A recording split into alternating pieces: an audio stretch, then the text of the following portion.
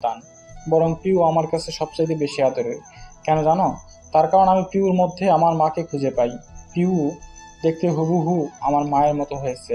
ওর মুখের দিকে তাকালে আমার নিজের মায়ের চেহারা চোখের সামনে ভেসে ওঠে। তাই পিহুর কান্না আমাকে অনেক বেশি কষ্ট দেয়। তোমার সাথে যখন পিহুর বিয়ে হয় তখন আমি মনে মনে খুব খুশি হয়েছিলাম। ভেবেছিলাম আমার ছেলের সাথে বিয়ে দেওয়ার অজুহাতে আমার মাকে আমি সারা জীবনের জন্য নিজের কাছে নিয়ে আসবো, খুব আদরে রাখবো, কখনো কষ্ট পেতে দেব না। কিন্তু আমি কখনো কিন্তু আমি কখনো ভাবিনি যে আমার নিজের ছেলেই তার কষ্টের কারণ হয়ে দাঁড়াবে। তোমার প্রতি আমি সব সময় বিশ্বাস রেখেছি তুরান। তোমার সাথে একজন বাবার মতো নয়, একজন বন্ধুর মতো সম্পর্ক গড়ে তুলেছে। আমার বিশ্বাস তুমি কোনো অন্যায় করতে পারো না। সেই বিশ্বাস থেকেই প্রশ্নটা করছি। বলো, এসবের মানে কি? তুমি কার সাথে সম্পর্কে জড়িয়েছ? কে সেই মেয়ে? আমাদের সব সত্যি বলো তুরান। কিছু সত্যি গোপন থাকাই ভালো বাবা, এতেই সবার মঙ্গল। তোমাদের আমি সত্যিটা বলতে পারছি না, কারণ আমি কারো কাছে ওয়াদাবদ্ধ। কথাটা বলতেই ঠাস করে শব্দ হওয়ার হকচকিয়ে যায় উপস্থিত সবাই। সবাই একসাথে তাকায় সামনে দাঁড়িয়ে থাকা তুরানের দিকে, যে আপাতত গালে হাত দিয়ে মাথা নিচু করে দাঁড়িয়ে আছে। তারপর সবাই তাকায় রাগে অগ্নিমুক্তি রূপ ধারণ করা তাইবা বেগমের দিকে। তুরানের দিকে তাকিয়ে রাগে ফুঁসছেন তাইবা বেগম। এদিকে স্ত্রীর কাজে হতবাক শফিক সাহেব। তাইবা বেগম যে রাগের মাথায় এত বড় ছেলের গায়ে হাত তুলবেন সেটা শফিক সাহেব কল্পনাও করেননি। পুরো রুম জুড়ে পিনপতন নীরবতা বিরাজ করছে। উপস্থিত সবাই হতবাক, কথা বলার ভাষা হারিয়ে ফেলেছে। নীরবতা ভেঙে তাইবা বেগম ফুঁসে উঠে বলেন, তোর লজ্জা করছে না এসব বলতে? মুখ ফুলিয়ে গর্ব করে বলছিস যে তুই কারো কাছে ওয়াদাবদ্ধ। এদিকে পিউ যে তোর দায়িত্ব নেওয়া ভুলে গেছিস। কে সেই মেয়ে? বল, কি নাম তার? পরিচয় বল। কার জন্য তুই নিজের সংসার ভাঙছিস? আমার ছেলে বলে তুই অন্যায় করে পার পেয়ে যাবি সেটা ভাবিস না তোরান। অন্যায় করলে শাস্তি তোকে পেতেই হবে।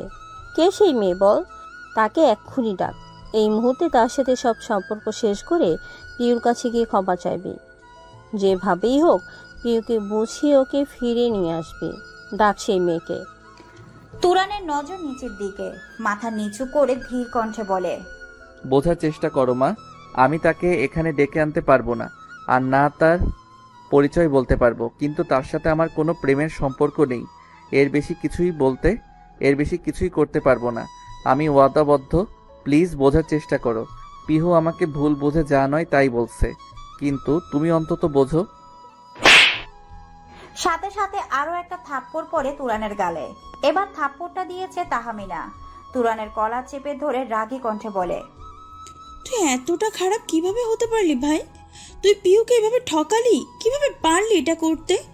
আরিফ আমাকে আগেই বলেছিল যে ভাবি তুরান তোমার বোনকে ঠকাচ্ছে, কিন্তু আমি বিশ্বাস করিনি। এখন দেখছি সব সত্যি। তুই সত্যি পিউকে রেখে অন্য কারোর সাথে সম্পর্ক করছিস?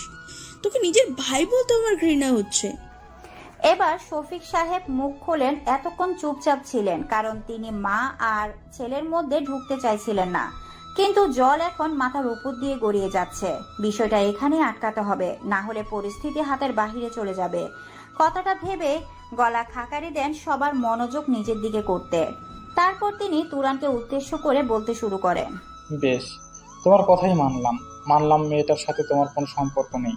তাহলে তাকে ডাকো, আমরা পিহুকেও ডেকে আনি। সামনাসামনি কথা বলে সব মীমাংসা করি। সবার সব সন্দেহ দূর হয়ে যাবে। পিহুর মনে যে ভুল ধারণা তৈরি হয়েছে সেটাও মন থেকে চলে যাবে। হতাশার নিঃশ্বাস ছাড়ে তুরান। সবাইকে এক কথা বোঝাতে বোঝাতে তুরান ক্লান্ত। বাবার দিকে তাকিয়ে শান্ত কণ্ঠে বলে, আমি ওকে এখানে আনতে পারবো না বাবা। তেরে আসেন তাইবা বেগম। রেগে আগুন হয়ে বলেন, আমার লজ্জা করছে এটা ভেবে যে তুই আমার ছেলে। তোকে কি আমি এই শিক্ষা দিয়েছি? ছি ছি ছি, একটা বাইরে